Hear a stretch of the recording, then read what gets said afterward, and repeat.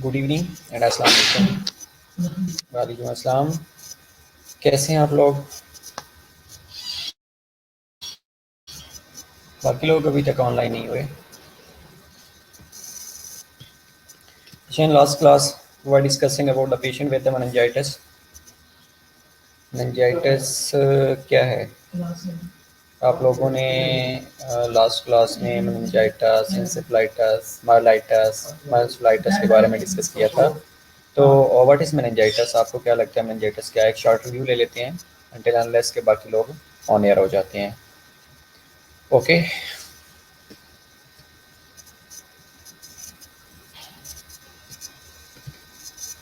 तो meningitis basically inflammation of meninges होती है। इसके अलावा हमने कुछ चीज़ें और डिस्कस की थी, लाइक अगर ब्रेन पैरेन्काइमा की इन्फ्लेमेशन हो गई है तो that is known as encephalitis, और अगर स्पाइनल कॉर्ड की इन्फ्लेमेशन हो गई है तो that is called myelitis. Instead of that, अगर ब्रेन और spinal cord both are involved then we can called as encephalomyelitis. ये हमने लास्ट क्लास में डिस्कस किया था। Okay sure. Instead of that, we will also discuss about the neuroglia cells, that are supporting cells and having four types. One was oligodendrocytes जो कि myelin sheath को बना रहे होते हैं। Instead of that, microglia जिसको हमने fixed macrophages of brains कहा था। और थर्ड वन इज एस्ट्रोसाइट्स जो कि वेरियस सब्सटेंसेस सेक्रेट करते हैं इन वेरियस सब्सटेंसेस जो कि न्यूरोट्रांसमीटर बना रहे होते हैं और also assist in the immune defence. And सिमुलर formation of blood brain barrier, ये वो ब्लड ब्रेन बैरियर था जो कि टाइड जंक्शंस का सेल था। टाइड जंक्शंस थे ऑफ द सेल जो कि रिक्वायर्ड सब्सटेंसेस को तो ब्रेन की तरफ पास आउट होने देते थे, लेकिन जो हार्मफुल सब्सटेंसेस थे उनको पास आउट नहीं होने देते थे। इसके अलावा फोर्थ वन जो सेल थे दैट वाज एपेंडाइमल सेल जो कि ब्रेन कैविटीज़ बना रहे होते थे। वालेकुम अस्सलाम, थैंक यू बेटा। और ग्रुप में मैसेज दे दें कि जल्दी से ऑनलाइन हो जाएं बाकी लोग भी ना।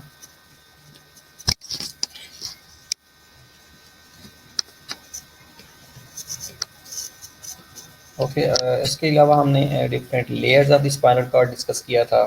लेयर्स के अंदर इनमें वाइट मैटर था, पिया मैटर था और ग्रे मैटर्स के बारे में हमने ऑलरेडी डिस्कस कर लिया था।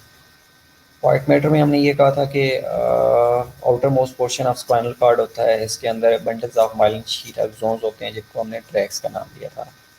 इसके अलावा ग्रे मैटर के बारे में हमने डिस्कस किया था कि नॉन माइलिनेटेड स्ट्रक्चर्स होती हैं जिनके अंदर सेल बॉडीज़ होती हैं, डेंड्राइड्स होते हैं। इसके अलावा न्यूरोग्लियल सेल्स होती हैं। और पिया मैटर्स के बारे में हमने ये कहा था कि ये फिब्रस टिश्यू होती है that is impermeable to fluid and allows the blood vessels to pass through the and nourish the brain. Instead of that हमने CSF के बारे में डिस्कस किया था, और CSF की जो नॉर्मल प्रोडक्शन रेट है वो 0.2 से लेकर 0.7 ml पर मिनट प्रोड्यूस हो रहा होता है, और 6 to 700 ml per day produce हो रहा होता है। ये पर 24 आवर्स प्रोड्यूस हो रहा होता है। इनमें से जो 150 ml वो कांस्टेंट रहता है, बाकी सर्कुलेट कर रहा होता है। और इसकी जो सर्कुलेशन है वो हमने डिस्कस की थी कि ब्रेन्स के वेंट्रिकल्स के अंदर ये प्रेजेंट होता है, in the systems around the outside of the brain present होता है, सबरेक्नाइड स्पेस के अंदर प्रेजेंट होता है।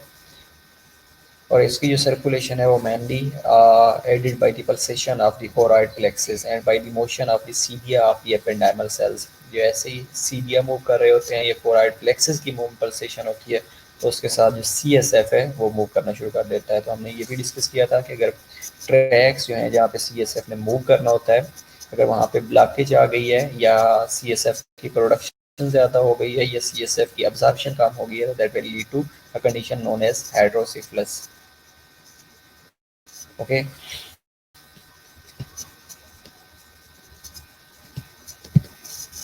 इसके अलावा हमने प्रोटेक्शन ब्लड ब्रेन बैरियर के बारे में डिस्कस किया था कि ब्लड ब्रेन बैरियर जो है ये एक सेमी परमिएबल मेम्ब्रेन है जिसने separating the blood from the cerebrospinal fluid, जिसने CSF को ब्लड से सेपरेट किया होता है, और constituting a barrier to the passage of the cell particles and large molecules.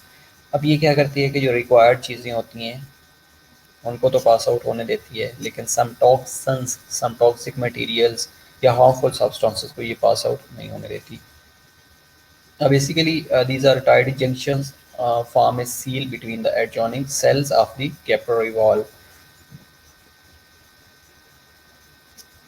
and protect the CNS from the harmful substances जिसमें some toxins होते हैं nicotine alcohol caffeine mercury anaesthetics are not blocked ये कुछ ऐसी instead of that कुछ ऐसी medications होती हैं जिनको ये पास आउट होने दे रही होती है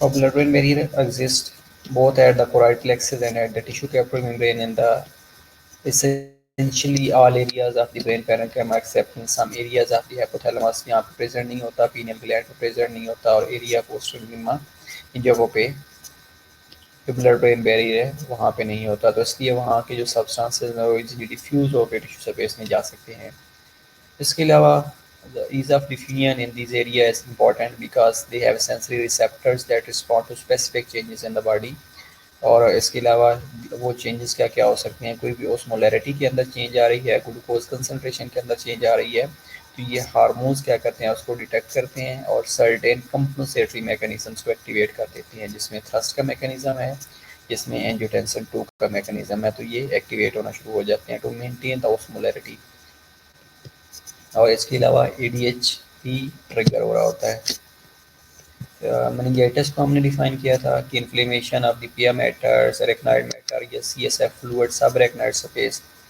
और inflammation spread rapidly because CSF circulation around the brain and spinal cord और meninges सीएसएफ कंटेन कर रही होती हैं inflammation of meninges is also called as meningitis which if severe may become encephalitis और ये severe होएगा तो that will become encephalitis की ब्रेन की इन्फ्लेमेशन होना शुरू हो जाएगी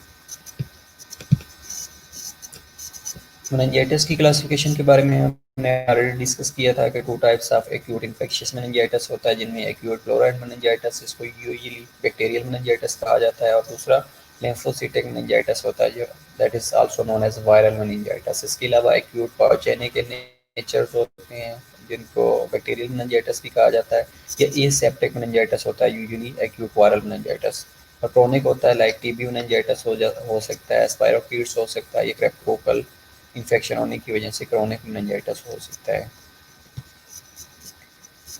बैक्टीरियल मेनिंजाइटिस हमने डिस्कस किया था कि जो बैक्टीरियल मेनिंजाइटिस है वो स्ट्रेप्टोकोकस या नेसेरिया मेनिंजाइटिस की वजह से फैल रहा होता है except in neonates infection most by group T streptococci other pathogen जिसके अंदर जो मेनली अडल्ट्स के अंदर इन्फेक्शन काज कर रहे होते हैं जिनमें ग्राम नेगेटिव बेसिलाई हैं लिस्टेरिया मोनोसाइटोजेंस हैं और ये that will lead to potentially life threatening disease वालेकुम अस्सलाम बेटा welcome instead of that 1 million cases per year worldwide report होते हैं जिनमें से more than 2 lakh people dies annually all age की ग्रुप आर इफेक्टेड इसमें ह्यूमन जो है दे आर रिजर्वायर्स और pneumococcal meningitis is most common type approximately 6000 cases per year report किए जाते हैं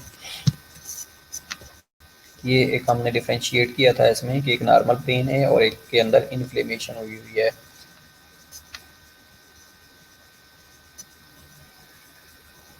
एक बैक्टीरियल मेनिंजाइटिस है इसको हम इजीली डिफरेंशिएट कर सकते थे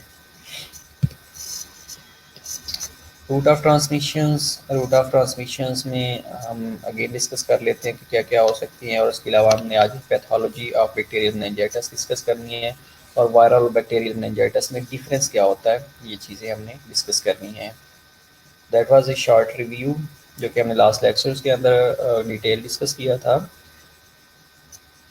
और अभी अगेन हम डिस्कस कर रहे हैं कि एक होता ही हेमेटोजेनस स्प्रेड जिसमें कॉमनली कोई भी आर्टीरियल रूट हो सकता है इसके अलावा कैन इंटररेट्रोग्रेडली आर्टीरियल रूट्स का मतलब है कि कोई आर्टरी पंक्चर्स की है कोई सर्टेन प्रोसीजर्स में और सेप्टिक मेजर्स यूज़ नहीं की लाइक अगर कोई आर्टीरियल कैथीटर यूज़ कर रहे हैं तो जो आर्टीरियल कैथीटर है वो इन्फेक्टेड था तो आर्टरी के अंदर ब्लड होता है जैसे ही वो बैक्टीरिया या वायरस कोई भी चीज़ कोई भी पैथोजन या एंटीजन इंटर होएगा तो वो जाके इन्फ्लेमेटरी प्रोसेस को एक्टिवेट कर देता है दूसरा होता है वेन्स का अगर वीन्स रिपीटेडली प्रिक हो रही है, चाहे वो आईवी लाइन के लिए है या सर्टेन अदर प्रोसीजर्स के लिए, तो वीन्स के अंदर इंटर हो गया तो सेम प्रोसेस अगेन जाके इन्फ्लेमेटरी प्रोसेस को एक्टिवेट कर देगा।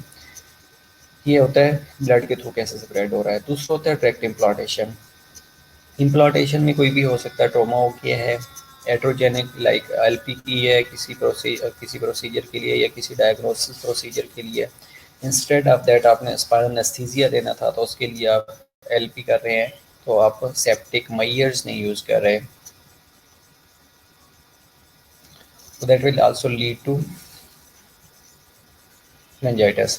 इसके अलावा कंजेनिटल हो सकता है, मायोमेनिंजियोसील्स हो सकते हैं, local extension cautery to establish infection, ये मोस्टली स्टार्स हो सकते हैं, फ्रंटल साइनसेस हो सकते हैं, ये इन्फेक्टेड हो सकते हैं, तो that will lead to meningitis. ये सारी चीज़ें अगर साइनोसाइटिस है, फ्रंटल साइनसेस हैं, मेस्टाइटिस है या इन्फेक्टेड टीथ है, तो ये भी एक काज हो सकते हैं। इसके अलावा पीएनएस टू सीएनएस वायरसेस हो सकते हैं, लाइक रेबीज हो सकता है, या हर्पिस जोस्टर वायरसेस हो सकते हैं जो कि स्प्रेड होके मेनिंजाइटिस काज कर रहे होती हैं। डिफरेंट काजेज हो सकती हैं, like bacterial meningitis, viral meningitis, fungal infection हो सकते हैं, बैक्टीरियल इन्फेक्शन हो सकते हैं, इन्फ्लेमेटरी डिजीजेज हो सकते हैं, ट्रोमा टू हेड और स्पाइन हो सकता है। और इसके अंदर जो हीमोफिलस मेनिंजाइटिस है, since 1985 incidence has declined by 95% due to introductions of Haemophilus influenza B vaccination। तो ये जो हीमोफिलस इन्फ्लुएंजा बी की वैक्सीनेशन आई है, तो इस वजह से जो हीमोफिलस मेनिंजाइटिस हो रहा था उसका 95% इसके इन्वेंट होने की वजह से रेट डिक्रीज हो गया है। बैक्टीरियल मेनिंजाइटिस मेनली काज हो रहा होता है due to E coli, klebsiella species और enterobacter species, and less common overall but may be more prevalent in the new birth as well in the pregnant women and especially in patients who are immunocompromised। Immunocompromise host जिनकी immunity less होती है, pregnant women's होती हैं या new borns होते हैं, तो इनके अंदर जो common species are noted that is enterobacter species, klebsiella species as well as E coli. No, इसकी पैथोफिजियोलॉजी बेसिकली क्या है, इसके वो हमने डिटेल में डिस्कस कर लेते हैं कि in the pathophysiological process of the bacterial meningitis the bacterial organism replicate undergo lysis in the CSF और लीजिंग एंडोटॉक्सिन। जैसे ही पैथोजन, चाहे वो डायरेक्ट इम्प्लांटेशन हुई है उसकी, इसके अलावा हो सकता है वो वेनस रूट के थ्रू आया है, हो सकता है वो आर्टीरियल रूट के थ्रू आया है, whatever the route is, तो उसमें ये होगा कि जैसे ही ये सीएसएफ या ब्लड ब्रेन बैरियर क्रॉस करेगा, ब्लड ब्रेन बैरियर क्रॉस करने के बाद ये ब्रेन के अंदर आएगा, ब्रेन के अंदर इसने अपनी रेप्लिकेशन स्टार्ट कर देनी होती है, मल्टीप्लाई करेगा, करने के बाद जो मनिंजेस हैं वहाँ पे जैसे ये एंडोटॉक्सिन रिलीज करता है, एंडोटॉक्सिन रिलीज होंगे तो that will lead to inflammatory mediators, that will lead to initiation of inflammatory mediators. तो इन्फ्लेमेटरी मीडिएटर्स जैसे रिलीज होंगे तो उसके अंदर सीक्वेंस ऑफ चेंजेस या सीक्वेंस ऑफ इवेंट्स स्टार्ट हो जाते हैं, जिनमें जो नॉर्मली इम्यून सिस्टम होता है वो उसको ओवरकम करने की कोशिश कर रहा होता है, जिसमें मेनली न्यूट्रोफिल्स आ रहे होते हैं। इसके अलावा albumins to move across the capillary wall and to CSF, और जो अल्ब्यूमन प्रोटीन्स होती है वो कैपिलरी वॉल से सीएसएफ की तरफ मूव करना शुरू कर देती है, ट्रैक में आना शुरू हो जाती है। जैसे ये पैथोजन सब अरेक्नोइड स्पेस के अंदर मूव करता है, वहाँ पे ये अगेन इन्फ्लेमेशन काज करना शुरू कर देता है, और इम्पॉर्टेंट चीज़ ये है कि ये वहाँ पे जो सीएसएफ है उसको क्लाउडी करना शुरू कर देता है, प्रूलेंट एक्सुडेशन होना शुरू हो जाती है। हमने 3-4 चीज़ें डिस्कस की हैं कि पैथोलॉजिकल प्रोसेस के अंदर जैसे ही पैथोजन इंटर होगा, व्हाट द रूट इज, तो उसके रिजल्ट में ये पहली चीज़ मल्टीप्लाई करेगा, रेप्लिकेशन होएगी, रेप्लिकेशन होने के बाद ब्रस्ट आउट होता है, एंडोटॉक्सिन रिलीज करता है, एंडोटॉक्सिन जैसे रिलीज होते हैं तो ये इन्फ्लेमेटरी मीडिएटर्स को ट्रिगर कर देते हैं, इन्फ्लेमेटरी मीडिएटर्स कैस्केड को स्टार्ट कर देते हैं। जैसे इन्फ्लेमेटरी मीडिएटर्स ट्रिगर्स होते हैं तो वो जो पैथोजन था, ये जो बैक्टीरिया था या वट एवर कोई भी एंटीजन पैथोजन था, तो उसके खिलाफ जो न्यूट्रोफिल्स होते हैं वो अट्रैक्ट होना शुरू हो जाते हैं, न्यूट्रोफिल्स आते हैं उसको ओवरकम करने की कोशिश कर रहे होते हैं, लेकिन उसके साथ जो एल्ब्यूमिन प्रोटीन्स होती हैं वो भी लीक आउट होकर कैपिलरी वॉल से सीएसएफ के अंदर आना शुरू हो जाती हैं।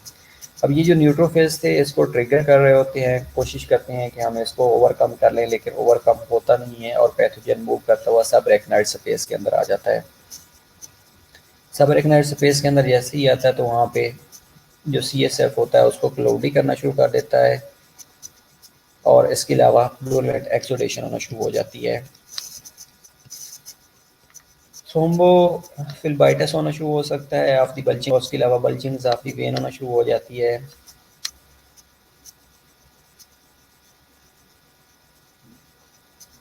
और as well as dural sinuses or obliterations of the arteries by inflammation where it develops or causing vascular congestions or infection surrounding the tissue, और ultimately meninges thickens और adhesions formation होना शुरू हो जाती है। उसके अलावा जो वेन्स होती हैं, ये जो कैपिलरीज होती हैं, ये जो साइनसेस होती हैं, ड्यूरल साइनसेस, वहाँ पे इन्फ्लेमेटरी प्रोसेस ऑलरेडी स्टार्ट हो चुका होता है और इन्फ्लेमेटरी प्रोसेस होने के रिजल्ट में जो वेनस है ये वेस्कुलर कंजेशन होना शुरू हो जाती है। वेस्कुलर कंजेशन होएगी, उस एरिया तक जो ब्लड सप्लाई है वो कंप्रोमाइज़ होना शुरू हो जाएगी, इन्फॉक्शन होना शुरू हो जाएगा और जो मेनिंजेस है वो थिक होना शुरू हो जाएंगी और एक दूसरे के साथ अडीनियन होना शुरू हो जाती है। और जैसे ही अडीनियंस होती हैं ये क्या करती हैं कि ये जो क्रेनियल नर्व्स वहाँ से पास आउट हो रही होती हैं, जिन्होंने मैसेज कन्वे करना होता है, वो नॉर्मली क्रेनियल नर्व्स पाल्सीज काज करवा रही होती है और वो प्रॉपर मैसेज नहीं कन्वे हो रहा होता। तो इसके रिजल्ट में जो आउटफ्लो ऑफ CSF है वो डिक्रीज हो जाता है, बल्कि जो CSF नॉर्मली ट्रैक से मूव कर रहा था, जैसे ही वो ट्रैक क्लोज हो जाते हैं या अडहियन होना शुरू हो जाती है तो जो नॉर्मली मूवमेंट ऑफ CSF है वो इनहिबिट होना शुरू हो जाती है और उसकी जो आउटफ्लो है वो इम्पेयर होना शुरू हो जाती है। जैसे ही आउटफ्लो इम्पेयर होएगी तो वहाँ पे CSF अकमुलेट होना शुरू हो जाएगा और CSF जैसे ही अकमुलेट हो गया that will lead to condition known as hydrocephalus, कि वहाँ पे CSF अकमुलेट हुआ था। CSF ने क्या क्या किया कि वहाँ पे अकमुलेशन होने की वजह से प्रेशराइज होता है, प्रेशराइज होने की वजह से हाइड्रोसिफलस होने के चांसेस ज़्यादा से ज़्यादा हो रहे होते हैं। तो इसको अगेन हम डिस्कस कर लेते हैं शॉर्ट फॉर्म में कि बेसिकली हो क्या रहा होता है कि जैसे ही कोई पैथोजन इंटर होता है, इंटर होने के बाद उसने मल्टीप्लाई करना होता है, मल्टीप्लाई करने के बाद ब्रस्ट आउट होता है, undergo lysis in the CSF, इसके बाद टॉक्सिन रिलीज करता है। जैसे ही टॉक्सिन रिलीज करते हैं तो ये न्यूट्रोफिल को अट्रैक्ट करते हैं, इन्फ्लेमेटरी कैस्केड स्टार्ट होना शुरू हो जाता है और उसके साथ जो एल्ब्यूमिन प्रोटीन है that will move across the capillary wall into the CSF। और जैसे ये पैथोजन के टॉक्सिन या पैथोजन सब अरेक्नोइड स्पेस के अंदर आता है, वहाँ पे अगेन इन्फ्लेमेशन काज करना शुरू कर देता है और जो CSF है उसको क्लाउडी और प्रूलेंट एक्सुडेशन में कन्वर्ट कर देता है। उसके रिजल्ट में क्या होता है कि जो वेन्स हैं, ये ड्यूरल साइनसेस हैं, ये जो आर्टरीज पड़ी हैं वो ऑलरेडी इन्फ्लेम्ड हो चुकी होती हैं। जैसे ही इन्फ्लेम्ड होएंगी तो वहाँ पे वेस्कुलर कंजेशन होना शुरू हो जाती है। वेस्कुलर कंजेशन होएगी तो उस एरिया तक जो ब्लड सप्लाई नॉर्मली टिश्यू तक आ रही होती है वो नहीं आती, इन्फॉक्शन को लीड करता है और एट द एंड अल्टीमेटली जो मेनिंजेस होती हैं वो थिक होना शुरू हो जाती हैं और एक दूसरे के साथ अडियन होना शुरू हो जाती हैं। अब जैसे ही मेनिंजेस एक दूसरे के साथ मेनिंजेस की अडियन होती है तो उनके ट्रैक से CSF ने मूव करना होता है। तो जैसे ही उनके ट्रैक क्लोज हो जाते हैं, ट्रैक क्लोज होने के रिजल्ट में CSF की आउटफ्लो नहीं हो रही होती। जैसे ही आउटफ्लो नॉर्मली नहीं होएगी तो जो CSF है वहाँ पे अकमुलेट होने जाता है। CSF जैसे ही अकमुलेट होता है तो उस एरिया में हाइड्रोसिफलस डेवलप हो जाता है। इसके अलावा इम्पॉर्टेंट चीज़ ये है कि जो क्रेनियल होती हैं पड़ी होती हैं, अब इन्होंने मैसेज कन्वे करना होता है तो ये इनकी पॉलिसीज होना शुरू हो जाती है क्योंकि ये अपना नॉर्मल मैसेज कन्वे नहीं कर सकती। Okay, if we talk about the clinical manifestations, तो क्लिनिकल मैनिफेस्टेशन में क्या हो सकते हैं, लाइक फीवर्स होना शुरू हो जाएगा, डेफिनेटली इन्फेक्शंस है, चिल्स होती हैं, हेडेक होना शुरू हो जाती है सॉरी हेडेक हो सकती है इसलिए कि हो सकता है हाइड्रोसिफलस डेवलप हो, या जब मेनिंजेस एक दूसरे के साथ अडिनियन कर जाती हैं तो जो CSF ने नॉर्मली मूव करना होता है वो नॉर्मली मूव नहीं कर सकता। इसके अलावा नेक्स्ट डेफनेस हो सकती है, इसके लिए सर्टेन टेस्ट होते हैं, असेसमेंट टेस्ट होते हैं क्योंकि इस डायग्नोज को कंफर्म कर रहे होते हैं। वो हम लेटर ऑन स्लाइड्स में देखते हैं कि कौन से टेस्ट ऐसे होते हैं जिसकी वजह से हम जो मेनिंजाइटिस है उसको डायग्नोज कर सकते हैं। इसके अलावा बैक अब्डोमिनल पेन होता है, बैक और अब्डोमिनल पेन हो सकता है, एक्सट्रीमिटीज पेन होना शुरू हो जाते हैं, नोजिया वोमिटिंग हो सकती हैं, and certain condition seizures develop होना शुरू हो जाते हैं। और मोस्टली पेशेंट्स जो मेनिंजाइटिस के होते हैं, चाहे वो बच्चे हों या बड़े हों, उनके अंदर सीवियर्स डेवलप हो सकते हैं। क्रेनियल नर्व पॉलिसीज डेफिनेटली हो सकती हैं। इसके अलावा meningococcal meningitis causes petechial rashes with the palpable purpura in the most peoples. तो ये जो मेनिंजियोकोकल मेनिंजाइटिस है, अगर स्किन के ऊपर देखा जाए तो स्मॉल स्मॉल रैशेस बनना शुरू हो जाती हैं और उनके बाद उनको पाल्पेट किया जा सकता है और उनमें से पस भी आना शुरू हो सकती है इन सर्टेन कंडीशंस। इसके अलावा ब्रेन एडीमा हो सकता है, हेड्रोसेफलस हो सकता है और सेरिब्रल ब्लड फ्लो इंक्रीज हो सकता है। That will also lead to increase in the ICP, intracranial pressure raise हो सकता है। Okay, if we talk about the physical examination, तो फिजिकल एग्जामिनेशन में क्या होता है कि एक careful neurological examination is important to evaluate for the focal deficit. हो सकता है कि उस एरिया के अंदर जहाँ मेनिंजाइटिस हुआ था तो उसने कोई फोकल डेफिसिट तो नहीं काज कर दिया। इसके अलावा ICP in intracranial pressure raiser, so that will lead to headache. Examination should include assessment for meningeal irritations. अगर meningeal irritations है तो उसके लिए mainly दो ही साइंस होते हैं, one is Brudzinski signs and other is Kernig signs. तो ये दो साइंस होते हैं जिनको असेस करके जो फाइनल डायग्नोज ऑफ मेनिंजाइटिस है वो फुलफिल की जा सकती है। इसके अलावा सर्टेन अदर फाइंडिंग्स होती हैं। अब उन सर्टेन अदर फाइंडिंग्स के अंदर क्या क्या चीज़ें आ सकती हैं, लाइक परप्यूरा हो सकते हैं, टेके ऑफ द स्किन हो सकती है विच में occur with मेनिंजियोकोक्सीमिया।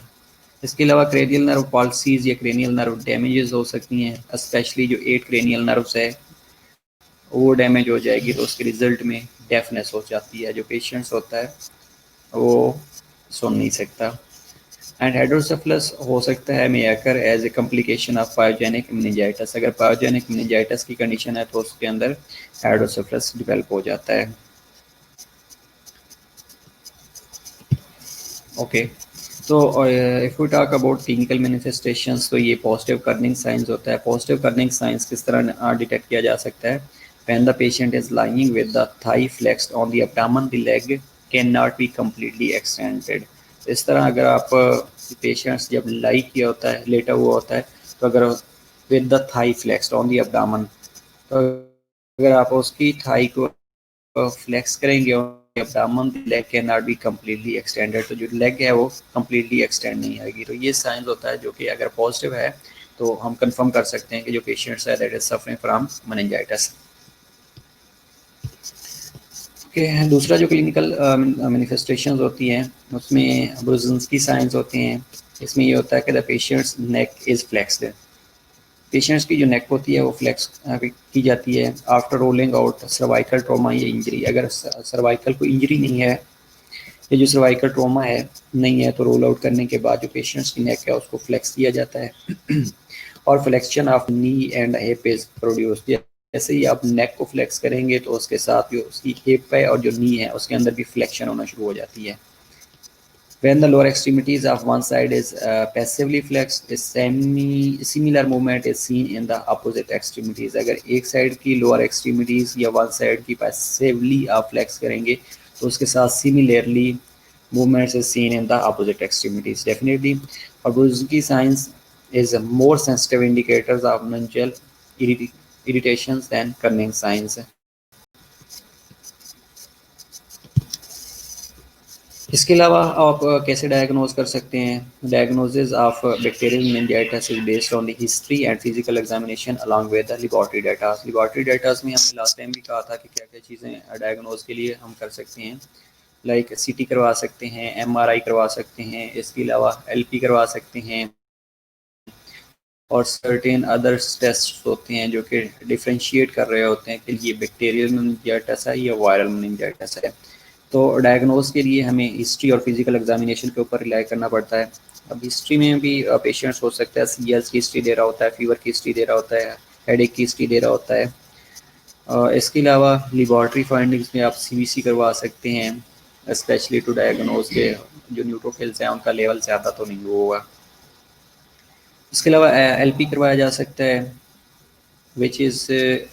which are necessary for accurate diagnosis include cloudy and purulent exudation हो रही होती है तो इसलिए जो CSF का कलर है एक तो वो क्लाउडी होना शुरू हो जाता है, और जो CSF है अंडर इंक्रीज प्रेशर और उसके अंदर प्रूलेंट एक्सोडेशन हो रही होती है। तो ये अदर टेस्ट है जो कि LP हम करके उसमें इजीली डायग्नोज कर सकते हैं कि patient from meningitis or not. तो CSF typically contains large amount of polymorphonuclear cells और न्यूट्रोफिल्स होते हैं जो कि अप टू 90,000 पर मिलीमीटर क्यूब प्रेजेंट होती हैं। इसके अलावा इनकी जो प्रोटीन कंटेंट होता है वो इंक्रीज हो चुका होता है और शुगर कंटेंट रिड्यूस हो चुका होता है। अब ये देखिएगा कि अगर बैक्टीरियल मेनिंजाइटिस है तो उसके अंदर पोलीमार्फोन्यूक्लियर सेल दैट आर न्यूट्रोफिल्स, तो उनका लेवल इंक्रीज हो जाएगा, और दूसरा प्रोटीन का कंटेंट इंक्रीज हो जाएगा। तीसरी चीज़ शुगर का कंटेंट होता है। अगर बैक्टीरियल मेनिंजाइटिस है तो बैक्टीरिया शुगर को as a energy source utilise कर रहे होते हैं, तो इसलिए जो शुगर का कंटेंट है in the bacterial meningitis that is reduced. अगर वायरल मेनिंजाइटिस होएगा तो शुगर का जो कंटेंट है that remain same.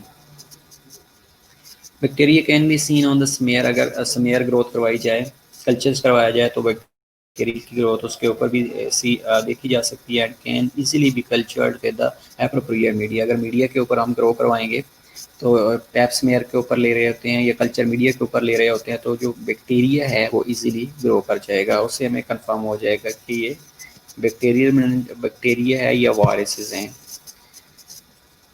Instead of that, occasionally previous antibiotics use limits culture sensitivities in which the cases latex agglutination can be used. Okay. इसमें यह है कि अगर आप प्रोफिलैक्टिकली एंटीबायोटिक्स दे रहे हैं पेशेंट्स को जो कि ऑलरेडी मेनिंजाइटिस का पेशेंट्स था, तो वो जो बैक्टीरियल ग्रोथ है वो एंटीबायोटिक्स की वजह से लिमिट हो सकती है।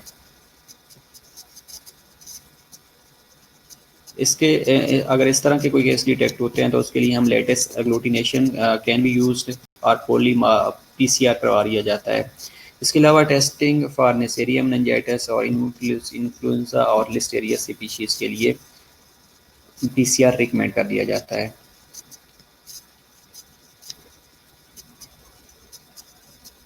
इसके अलावा अगर सेरिब्रल हर्निएशन हुई है तो ये लाइफ थ्रेटनिंग कंडीशन होती है, तो इसके लिए हमें LP के लिए जाना ज़रूरी होता है। Because complication associated with LP, अगर हम LP करवा रहे हैं तो उस कॉम्प्लिकेशन में कोई लाइफ थ्रेटनिंग सेरिब्रल हर्निएशन भी हो सकती है। Should have a CT scan before undergoing the procedure. Definitely अगर हम ये प्रोसीजर्स करना चाह रहे हैं, लाइक LP करवाना चाह रहे हैं पेशेंट्स की, तो उससे पहले हमें पेशेंट्स CT स्कैन करवा लेना चाहिए, MRI करवा लेना चाहिए कि वो मेनिंजाइटिस का पेशेंट है ही सही है, इंसेफेलाइटिस का पेशेंट है, ये माइलाइटिस है, रेदर देन कि हम डायरेक्टली उसकी LP करवा लें।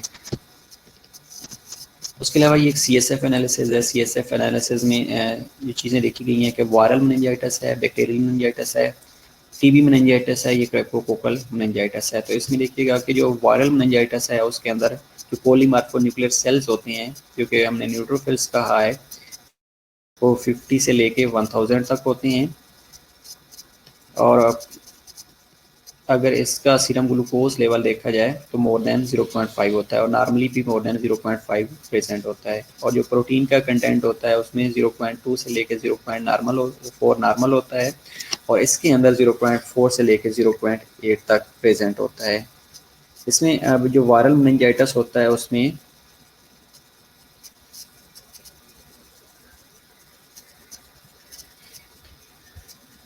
उसमें प्रोटीन का कंटेंट कम होता है, ग्लूकोज का कंटेंट नॉर्मल रहता है, और जो पोलीमार्फोन्यूक्लियर सेल्स हैं वो भी कांस्टेंट रह रहे होते हैं। अगर हम बैक्टीरियल मेनिंजाइटिस की बात करें तो बैक्टीरियल मेनिंजाइटिस में जो वाइट ब्लड सेल्स होते हैं या पोलीमार्फोन्यूक्लियर सेल्स होते हैं वो इंक्रीज होना शुरू हो जाती हैं। ये 10 से लेके 5000 तक हो सकते हैं, और इनके अंदर जो ग्लूकोज का लेवल होता है वो कम हो जाता है, क्योंकि ग्लूकोज जो बैक्टीरियाज होते हैं वो ग्लूकोज को as a energy source utilise कर रहे होते हैं, इसलिए जो शुगर का लेवल है या ग्लूकोज का लेवल है वो डिक्रीज हो जाता है, और जो प्रोटीन्स का लेवल है वो 0.5 से लेके 2 तक रहता है। अगर ट्यूबरकुलोसिस मेनिंजाइटिस की बात करें तो उसमें पोलीमार्फोन्यूक्लियर सेल्स जो WBCs होते हैं वो 50 से लेकर 3000 तक होते हैं, और जो मेनली प्रोमिनेंट सेल देखे गए हैं वो मोनोन्यूक्लियर सेल्स होते हैं। इसमें भी अगेन जो प्रोटीन का कंटेंट है वो लेस देन 0.3 तक चला जाता है, और प्रोटीन का कंटेंट अगर देखा जाए तो या प्रोटीन का लेवल देखा जाए तो वो 0.5 से लेके 3 तक होता है। इसके अलावा क्रेप्टोकोकल मेनिंजाइटिस होता है जिसके अंदर WBCs हैं वो 220 से लेके 500 तक होती हैं, और मेनली जो सेल्स देखे गए हैं वो मोनोन्यूक्लियर सेल्स होती हैं। इसमें सेम ग्लूकोज का जो कंटेंट होता है वो लेस देन 0.5 तक चला जाता है, और जो प्रोटीन्स का लेवल होता है वो 0.5 से लेकर 3 तक प्रेजेंट होता है। तो ये एक फीचर्स है जो कि CSF एनालिसिस से हम डायग्नोज कर सकते हैं कि ये वायरल मेनिंजाइटिस है, ये बैक्टीरियल मेनिंजाइटिस है, ये TB मेनिंजाइटिस है, या क्रेप्टोकोकल मेनिंजाइटिस है। ओके, तो इसको हमने मैनेज कैसे करना होता है मेडिकल मैनेजमेंट में। सबसे पहली चीज़ ये होती है कि treatment needs urgent antibiotics while diagnostic test ensures. इससे पहले कि हमें कंफर्म होता है कि ये बैक्टीरियल मेनिंजाइटिस है, वायरल मेनिंजाइटिस है, TB मेनिंजाइटिस है, या क्रेप्टोकोकल मेनिंजाइटिस है, व्हाटएवर, तो उससे पहले हमने जो एंटीबायोटिक्स थेरेपी है वो स्टार्ट कर देनी होती है। एंटीबायोटिक्स थेरेपी स्टार्ट करेंगे तो उसके रिजल्ट में जो फोकल डेफिसिट हो रहा होता है या जो ब्रेन डैमेज हो रहा होता है उसको प्रिवेंट किया जा सकता है। इसके अलावा एंटी माइक्रोबैक्टीरियल थेरेपी दी जा रही होती है, मेडिकल इमेजिंग स्टडीज़ करवाई जा रही होती हैं जिसके अंदर CT स्कैन्स हैं, इसके अलावा MRI हैं, ताकि जो डायग्नोज है उसको कंफर्म किया जा सके। LP करवा सकते हैं। इसके अलावा जो CSF कल्चर या CSF एनालिसिस करवाया जा सकता है ताकि बैक्टीरियल ग्रोथ को डिटेक्ट किया जा सके। इनिशियल चॉइस ऑफ एंटीबायोटिक्स जिसमें ब्रॉड स्पेक्ट्रम एंटीबायोटिक्स होते हैं, coverage with the third generation cephalosporins जिनके अंदर सेफ्ट्राइजोन्स आते हैं। इसके अलावा अमाइनोग्लाइकोसाइड्स आते हैं, और समटाइम्स एम्पिसिलिन्स भी प्रिस्क्राइब किए जा रहे होते हैं। थर्ड जनरेशन से फेलोस्पोरम के अंदर सेफ्ट्राइजोन आ रहा होता है, अमाइनोग्लाइकोसाइड्स के अंदर वेनकोमाइसिन हो सकते हैं।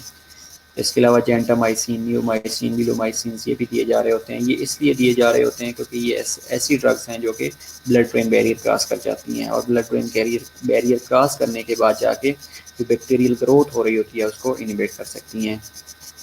इसके अलावा to suppress this pathogenic inflammation corticosteroid therapy दी जा रही होती है जिसके अंदर डेक्सामेथासोन है, हाइड्रोकोर्टिसोन्स हैं। ये मेडिकेशंस होती हैं जो कि जाके जो इन्फ्लेमेटरी प्रोसेस होता है उसको इनिबिट कर रही होती हैं, उनको स्टॉप कर रही होती हैं। इसके अलावा people who have been exposed to some with meningococcal meningitis should be treated prophylactically with the antibiotics. Definitely वो पेशेंट्स जो कि एक्सपोजर पे होते हैं, या वो पेशेंट्स ये जिनके साथ ये ऑलरेडी मेनिंजाइटिस वाले पेशेंट का कंटेक्ट होता है तो उसको प्रोफिलैक्टिकली एंटीबायोटिक्स प्रिस्क्राइब कर दिए जाते हैं ताकि उनके अंदर ये जो मेनिंजाइटिस है ये डेवलप ना हो। इसके अलावा effective polysaccharides vaccines are available to protect against meningococcal groups. ये सर्टेन कंट्री के अंदर ये वैक्सीन्स आर अवेलेबल, तो ये इफ़ेक्टिव होती हैं उन पेशेंट्स के लिए जिनका कंटेक्ट मेनिंजाइटिस वाले पेशेंट्स के लिए के साथ रह चुका होता है। या प्रोफिलैक्टिकली आप ये जो वैक्सीन्स हैं ये लगवा सकते हैं, इससे जो मेनिंजाइटिस है प्रिवेंट किया जा सकता है। लाइक A है, C है, Y है, ये W135 है। Vaccines are recommended for military recruitments. Definitely college की रिक्रूटमेंट हो रही होती है स्टूडेंट्स की, या मिलिट्री जब रिक्रूटमेंट हो रही होती है तो उन लोगों को या उन कैंडिडेट्स को ये वैक्सीनेटेड कर दिया जाता है, वैक्सीन इंजेक्ट कर दी जाती हैं। Who are at risk for invasive meningococcal disease, जिनके अंदर ये मेनिंजियोकोकल डिजीज़ होने के चांसेस होते हैं तो उनको प्रोफिलैक्टिकली ये वैक्सीनेशन लगा दी जाती हैं। इसके अलावा मेडिकेशन सर्टेन मेडिकेशंस है जो कि हम बात कर रहे थे कि वेनकोमाइसिन हो सकती हैं। वेनकोमाइसिन में hydrochlorides in the combination with one of the cephalosporins इनमें सेफ्ट्राइक्सोन सोडियम होता है, इज एडमिनिस्टर्ड इंट्रावेनसली। अब ये जो वेनकोमाइसिन हाइड्रोक्लोराइड है, अगर इसके साथ सेफ्ट्राइक्सोन या थर्ड जनरेशन सेफेलोस्पोरन देंगे तो ये सिनर्जिज्म का इफेक्ट काज कर रही होती है, इसलिए ये कम्बिनेशन थेरेपी में दी जा रही होती है। इसके अलावा डेक्सामेथासोन है, डेक्टाट्रॉन्स में की फॉर्म में आ रहा होता है, ये हाइड्रोकॉर्टिसोन्स की फॉर्म में आ रहा होता है, ये सोलोकार्टिव की फॉर्म में आ रहा होता है। मेनिंजाइटिस हो गया है या और इन निमोकोकल मेनिंजाइटिस है तो ये 15 to 20 minutes before the first dose of antibiotics ये एडमिनिस्टर कर दी जाती है। इसलिए कर दी जाती है क्योंकि जो बैक्टीरियल इन्फ्लेमेशन हो रही होती है या इन्फ्लेमेटरी जो कैस्केड स्टार्ट हो चुका होता है उसको सप्रेस कर दिया जाता है ताकि जो एंटीबायोटिक्स हैं वो इजीली जाके एक्ट कर सकें। फर्स्ट डोज के बाद आप every 6 hourly for next 4 days के लिए ये रिकमेंडेड होती है। इसके अलावा dehydration and shocks are treated with fluid volume expanders. अगर डिहाइड्रेशन हुई है पेशेंट्स को, ये शॉक की कंडीशन में जा रहा है, तो वॉल्यूम एक्सपेंडर्स के साथ उसको मैनेज किया जा रहा होता है। इसके अलावा सर्टेन पेशेंट्स होते हैं जो कि जिनके अंदर सीवियर्स होने के चांसेस होते हैं, which may occur early in the course of disease are controlled with phenotonies। phenotonies होती हैं, ये medications होती हैं, इनके थ्रू अगर पेशेंट्स को सीयर्स हो रहे होते हैं तो ये मेडिसिन प्रिस्क्राइब कर दी जाती हैं जो कि सीयर्स को प्रिवेंट कर रही होती हैं। अगर increased ICP as treated as necessary, अगर ICP इंक्रीज हुआ है तो उसमें सर्टेन डायूरेटिक्स प्रिस्क्राइब कर दिए जाते हैं ताकि ICP का लेवल कम हो और पेशेंट्स को रिजॉल्व किया जा सके। And that are the references. ये वो बैक्टीरियल मेनिंजाइटिस था जिसके बारे में हमने डिस्कस किया है। तो इंशाल्लाह नेक्स्ट क्लास में हम वायरल मेनिंजाइटिस के बारे में डिस्कस करेंगे या बल्कि TB के बारे में एज वेल डिस्कस करेंगे। If you have a query you can ask me.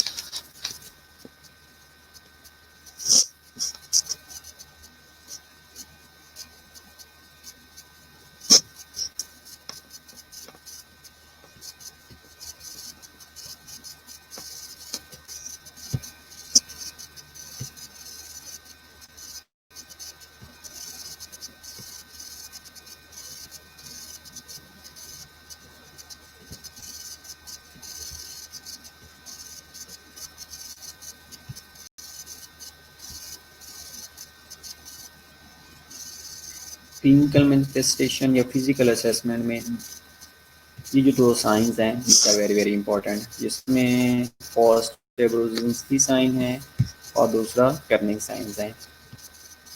ये वो पेशेंट्स जो कि बैक्टीरियल मेनिंजाइटिस के साथ आते हैं उनके लिए किए जा रहे होते हैं।